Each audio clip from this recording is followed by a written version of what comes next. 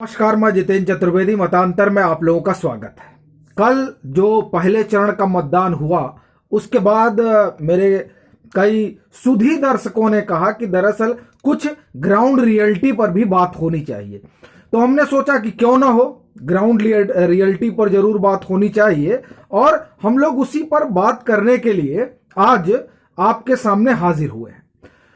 वो पूरी बातचीत है, उस बातचीत को सिलसिलेवार तरीके से मैं शुरू करूं उसके पहले मैं आपको एक बात बताता हूं।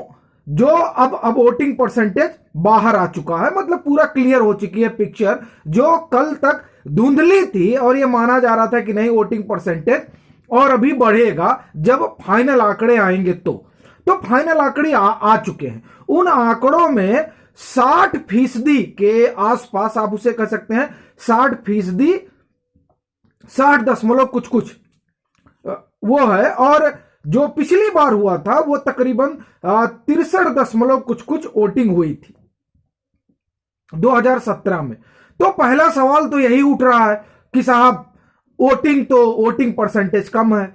जो सेफोलॉजिस्ट हैं, अगर आप सेफोलॉजिस्ट के नजरिए से देखिए तो जब वोटिंग परसेंटेज बहुत ज्यादा होता है तब यह माना जाता है कि सरकार के खिलाफ लहर है, सत्ता विरोधी लहर चल रही है। लेकिन जब वोटिंग परसेंटेज लमसम उतना ही रहता है तब यह माना जाता है कि जो सरकार है उसके खिलाफ कोई लहर नहीं है। जैसा कि प्रधानमंत्री एएनआई को दिए हुए इंटरव्यू में परसों कह रहे थे कि मैं मानता हूं कि हमारी सरकार के खिलाफ कोई लहर नहीं होती है, वो चाहे केंद्र की सरकारें रही हो या राज्य की सरकार रही हो।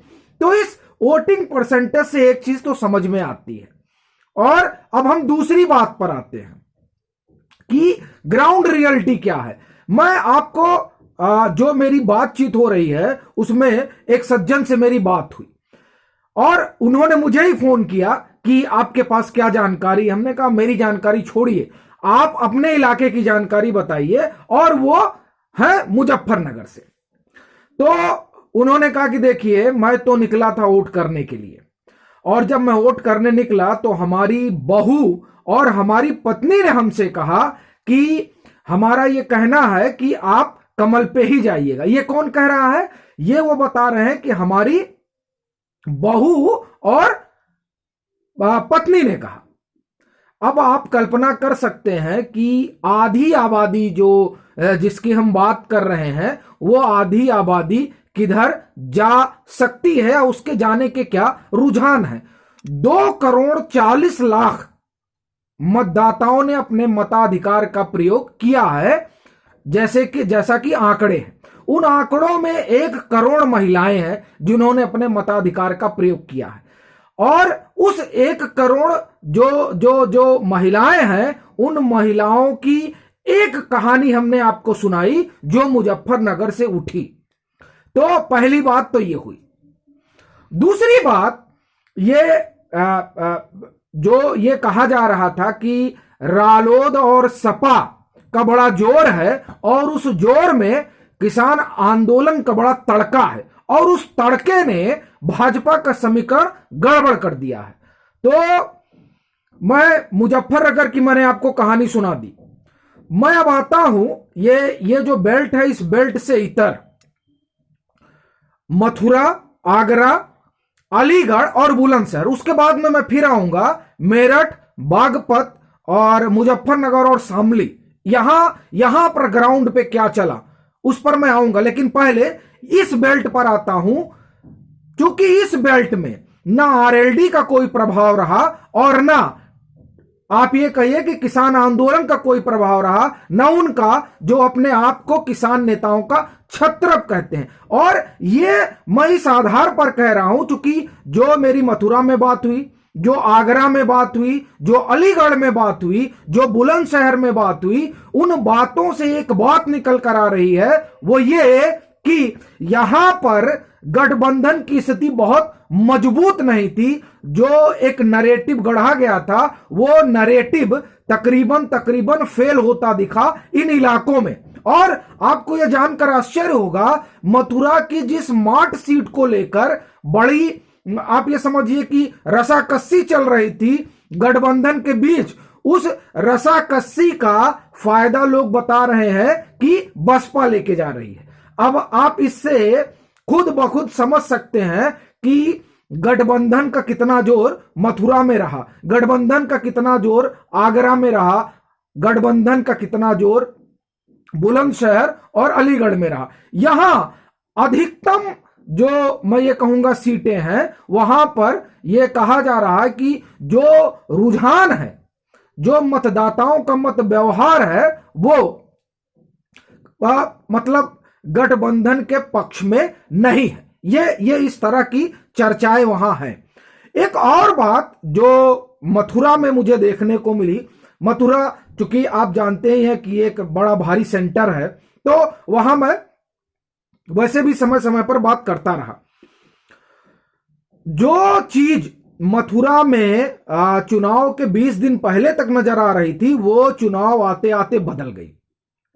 और बड़ी बड़ी बात यह है कि एक जो बड़ी वजह मैं मानकर चलता हूं कि जिसमें ऐसा लग रहा है कि जो भाजपा है वो अपर हैंड होती दिख रही है, उसमें बूथ तक अपने मतदाताओं को लेकर आना, इसमें जो है, इसमें ये जैसे मथुरा में हमने कई जगह जो हमारी जो बातचीत हुई उसमें हमने पाया कि लोगों को मतदान तक पहुंचाने के लिए भी जो है पूरी कोशिश हुई भाजपा के द्वारा। और इसके लिए मैं हेमेंद्र भाई का बड़ा आभारी हूं, क्योंकि हेमेंद्र भाई ने हमें मथुरा, आगरा, अलीगढ़ इन इलाकों की बड़ी सटीक सूचना दी, और वो कल ही से लगे हुए थे ये सारी जानकारी इकट्ठा करने में कि क्या क्या यहां हो रहा है। और उन्होंने जो आप ये समझिए कि ग्राउंड रियलिटी बताई।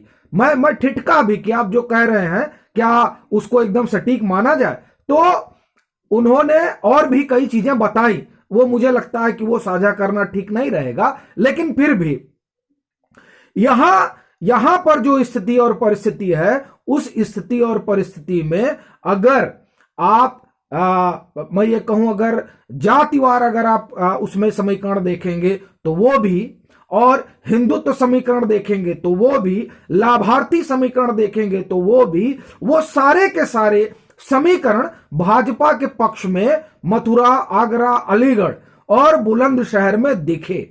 और यहां पर जैसा कि मैंने पहले भी कहा कि अधिकतर सीटें ऐसी हैं जहां लोग गठबंधन के पक्ष में नहीं दिखे, तो यहां यह स्थिति रही। और वैसे भी जो गठबंधन का जोर था, जिसमें यह कहा जा रहा था कि आरएलडी और वो किसान आंदोलन के भारी भारी नेताओं का बड़ा असर है, तो वो असर इधर नगण्य रहा।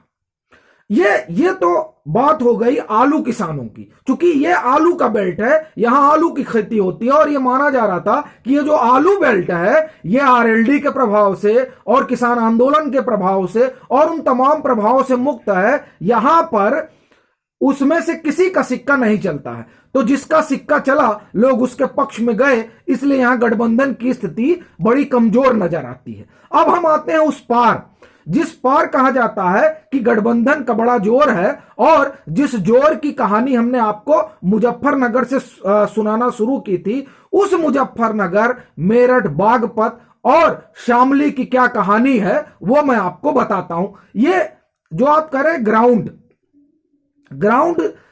शामली का आप ग्राउंड देखिए, कैराना और शामली, यहां का जो वोटिंग परसेंटेज है, इसमें लोग ये कह रहे हैं कि काउंटर पोलराइजेशन हो गया।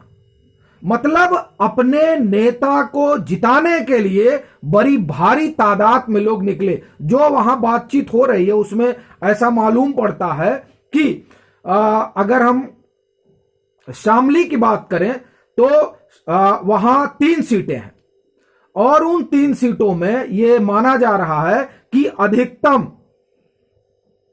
भाजपा का वहां जोर है।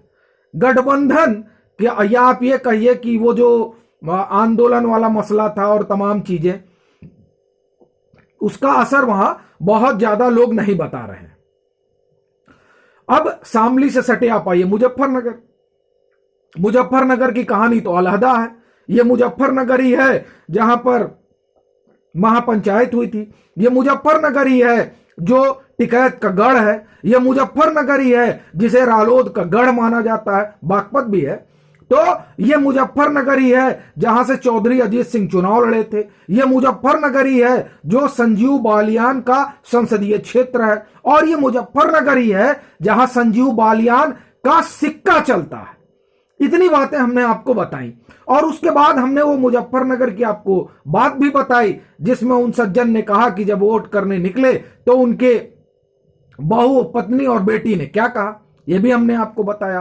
तो वहां वोटिंग परसेंटेज देखिए, वहां वोटिंग परसेंटेज पिछली बार की तुलना में ऐसा नहीं हुआ कि बहुत क्रॉस कर गया हो, मतलब एकदम ड्रास्टिक बदलाव आ गया हो। वो चाहे आप वहां बुढ़ाना में देखिए, चाहे आप वहां खतौली में देखिए, चाहे पुरकाजी में देखिए, चाहे चरथावल में देखिए, वहां की जो तमाम 7 सीटें हैं, मुजफ्फरनगर शहर की देखिए, तो वहां ऐसा नहीं हुआ है कि जो वोटिंग परसेंटेज है वो एकदम क्रॉस कर गया हो। मैं आपको बताता हूं कि क्या क्या रहा, तो उससे आप और जो आपके दिमाग में कई अगर कुछ कंफ्यूजन हो तो हमको लगता है वो क्लियर होगा कि वहां जिस तरह से मैं ये कहूंगा, देखिए जैसे खतौली में 2017 में 71% हुआ था, इस बार 69% हुआ। फिर आप देखिए कि बुढ़ाना में 67% 2017 में हुआ था और 67% भी इस बार हुआ है। फिर आप आइए मीरापुर तो वैसे भी बड़ा कठिन माना जा रहा है, इसलिए हम लोग उस पर जो है ना ही जाएं, क्योंकि मीरापुर पिछली बार भी बड़ी मुश्किल से निकली थी। 193 या 194 वोट से जीते थे वहां के कमल वाले भाई। तो वहां 68 था, इस बार 68 है, पिछली बार 69 था। अब आप देखिए सदर 64% था 2017 में, इस बार 61% है। चरथावल 65 था पिछली बार, इस बार 66 है। पुरकाजी 65 था पिछली बार, इस बार 63 है। तो इस तरह से जो वहां वोटिंग परसेंटेज है, वोटिंग परसेंटेज में ऐसा नहीं हुआ कि बड़ा ड्रास्टिक जो है उलटफेर हो गया है, मगर वहां जो महिलाएं निकली, ऐसा मालूम पड़ता है कि वो रुझान, उन महिलाओं का रुझान, जो हमारी एक बात हमने आपको बताई, तो वो रुझान एक अलग तरह की बात कहता है मुजफ्फरनगर को लेकर। और मुजफ्फरनगर में भी ये माना जा रहा है कि गठबंधन के लिए कोई क्लीन स्वीप वाली स्थिति नहीं है। एक बात आते हैं बागपत में कहा जा रहा है कि 2 सीटों पर बड़ी कड़ी लड़ाई है। अब आप बताइए, आपका गढ़ है और उस गढ़ में भी कड़ी लड़ाई है, कांटे की टक्कर है। मेरठ में कहा जा रहा है कि 3 सीटें ऐसी हैं जहां कांटे की लड़ाई है, बाकी सब कांटे की लड़ाई मतलब जहां गठबंधन और भाजपा के बीच रसाकसी है, बाकी में तो गठबंधन की कोई स्थिति ही वहां नहीं है। वो और फिर आप आइए गाजियाबाद और नोएडा, यहां भी कुछ ऐसा नहीं लोगों ने बताया जिसमें गठबंधन बहुत भारी उलटफेर करने वाला हो। अब आप मैं चलते चलते एक चीज आपको और बताऊं कि जो मैं संभवतः कल भी मैंने बताया था कि वहां पर इन 58 में तकरीबन 40 से 46 सीटें ऐसी रही हैं जहां भाजपा के जीत का मार्जिन 20,000 से और नहीं 25,000 से 1 लाख के बीच में रहा है।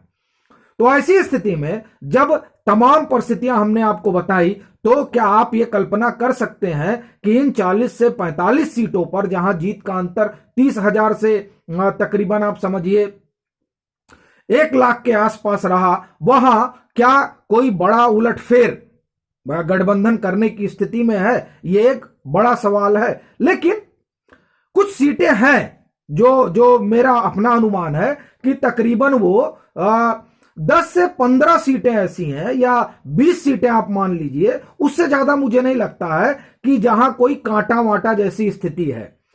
मैक्सिमम, मैं तो अधिकतम 20 कह रहा हूं, लेकिन मैं जो इससे अधिक कोई सीट नहीं है जहां कोई कांटा हो या जहां कोई और स्थिति हो टक्कर वाली। और जो जो मेरा अपना अनुमान है, उस अनुमान से मुझे लगता है कि वहां गठबंधन की सुनामी उनामी, फिर मैं कहूंगा ये बेईमानी सी है, वहां ऐसा कुछ है नहीं।